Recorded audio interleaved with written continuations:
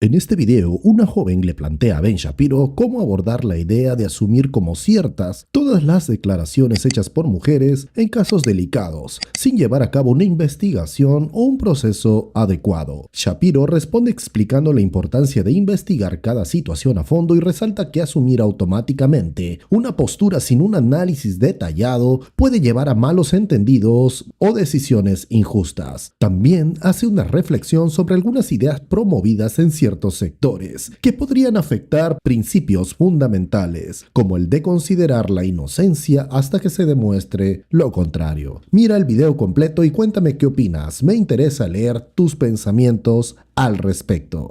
Obviously, in light of everything that's going on at the moment, we all believe rape and sexual assault are heinous crimes. We all want rapists behind bars.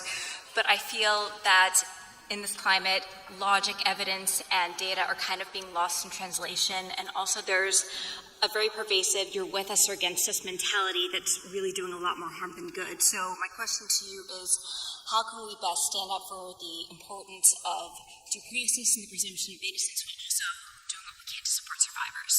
Okay, so I think that there's actually a third question that I want to address that you didn't even ask. So I'll address the first two, and then there's a third one that I think is implicit in the first two.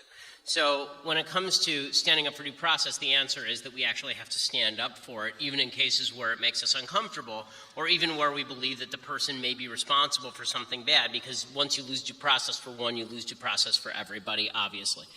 When it comes to standing up for sexual assault survivors, I think the idea that we ought to take everybody's first account with the respect it deserves means not dismissing, not downplaying, but it also means asking the proper questions in order to get at the truth. That doesn't mean intimidating people. It doesn't mean calling people liars without evidence that they're lying.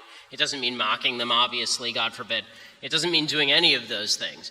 You know, I've throughout the Christine Blasey Ford thing, I keep saying over and over and over, I'm not calling her a liar. I'm not mocking her. I don't know if she's lying. I don't know if she's telling the truth. I don't know if she's misremembering. I don't know any of that stuff. All I know is that due process requires such and such to happen. Now, the real answer in the end to a lot of what's happening, and here's the really unpopular part with the left. The left destroyed traditional mores with regard to relations between the sexes. Destroyed them wholesale. So the original idea was that men were supposed to act with honor and chivalry in protecting women, and women were supposed to look for example, relationships just as men were. Sexual activity was supposed to be confined, this was at least the ideal, was supposed to be confined to committed relationships, particularly marriage. Not everybody lived up to that, but a huge number of people did. In fact, once people got pregnant, people basically got married. There's studies from the 1930s, 1940s, 1950s shows an awful lot of 7-month marriage babies, right? People who are sleeping together, getting pregnant, and then the couple gets married. When you don't teach men to protect women, you get men who will victimize women. And when you don't teach women that they ought to cherish men who are responsible and good, all you end up doing is incentivizing bad male behavior. The feminist movement was not wrong when they said men are acting like pigs. They were wrong when they said women also ought to act like pigs and that this is a solution to our problem. Because now what's happened is they got rid of all the traditional mores about how sex ought to be connected with love and ought to be connected with relationships. They got rid of all of that. It was just a bodily function now. Except when it comes to actual sexual assault, we treat that differently than any other bodily function, obviously. But that's the problem, right? So they create this standard where sex is basically a throwaway item, sort of like eating. And then we treat sex very differently when it comes to what we all know it is, which is a deeply important and intimate part of a person's life. And then we attempt to backdoor standards of consent that, frankly, don't make any sense in a real-life context. So you get college campuses in California saying that what you need is a yes means yes standard, where you have like a legal checklist, I guess, where every time you do anything in the bedroom, you're supposed to ask, am I allowed to touch your hand? Am I allowed to touch your shoulder? Am I allowed to touch your hair? Which has never, ever resulted in actual fulfillment of a sexual encounter, right? I mean, it's sort of like, it's like Zeno's paradox. If you have a yes means yes standard, the closer you get, the further away you are. And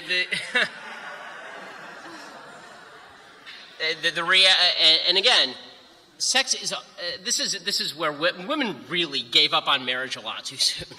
Okay, marriage was the best thing ever for women. It is an amazing thing for men too, because it civilizes them, it cultures them, it teaches them to be protectors of their family and to take care of people and to think beyond themselves and to think beyond their generation. Women gave up in marriage a way to teach men to do those things. And also, women gave up the idea that a commitment was going to come along with this intimacy. And let's be real about this. I mean, every scientific study ever done has shown that women actually do have better sex in the context of committed relationships. All of the crap that you see in Cosmo magazine about sleeping with 100 guys and being sexually happy is just garbage. It is just sheer unadulterated garbage.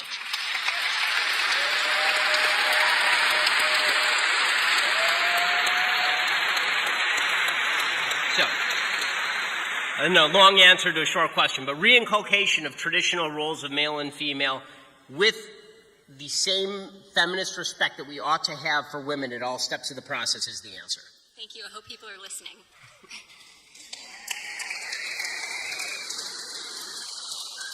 Este debate explora un tema clave en cualquier sociedad que valore la justicia y la imparcialidad, cómo debemos abordar las declaraciones en casos delicados y la necesidad de un proceso adecuado para llegar a la verdad. La respuesta de Shapiro subraya que escuchar a todas las personas es esencial, pero que también es fundamental evaluar cada situación con objetividad para asegurar justicia real. Shapiro destaca que aunque reconocer y apoyar a quienes denuncian es importante, también lo es el debido proceso, ya que protege tanto a las personas que denuncian como a quienes podrían enfrentar acusaciones injustas. Nos recuerda que la presunción de inocencia y la búsqueda de pruebas son principios básicos que no deben perderse, incluso en temas tan sensibles. Ignorar estos principios podría llevarnos a un lugar donde el simple hecho de acusar tenga más peso que la verdad misma, creando un ambiente donde cualquier señalamiento se convierta en sentencia sin el análisis adecuado. Además, Shapiro comenta que ciertas corrientes promueven ideas que buscan eliminar el cuestionamiento, algo que, a su juicio y al mío, podría afectar profundamente los cimientos de una justicia equilibrada. Además, él también señala cómo algunos movimientos impulsan una visión en la que el proceso de investigación queda en segundo plano, y esto puede llevarnos a dejar de lado la esencia de la justicia en favor de conclusiones apresuradas y emocionales. Este mensaje invita a reflexionar sobre el equilibrio necesario en temas de justicia. ¿Y tú qué opinas? Déjamelo saber en los comentarios. Y aquí culmina este video. Si te gustó, puedes darle like, comenta el video y compártelo. Asimismo, si te gusta este tipo de contenido, te comento que tengo más videos similares que podrían gustarte mucho. Así que suscríbete a mi canal. Muchas gracias. Hasta luego.